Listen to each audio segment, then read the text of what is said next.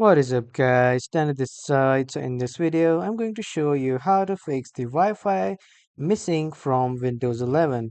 So first in the search bar, type in settings and open the settings. And from here, you just need to click on network and internet. And after that, you just need to scroll down and then click on advanced network settings.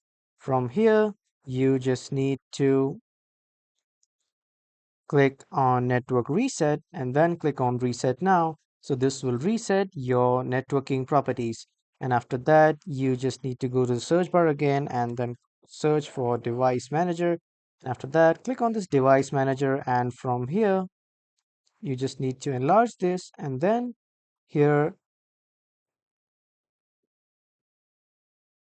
you just need to search and go to network adapters, and here you will find the Intel one, and I currently don't have it. If you have the Intel one, you can do it, or if you don't have it, you will have from these options.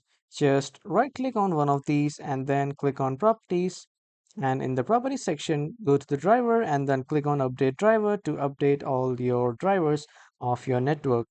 And the third way is to slightly reset your network by just going to the task manager,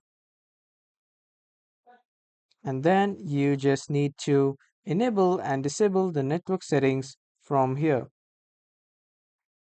As you can see, you first need to disable and enable the terminal, and after that you just simply need to close it, and then your Wi-Fi will appear and this will fix the issue. So that was all for this video everyone. Thank you for watching.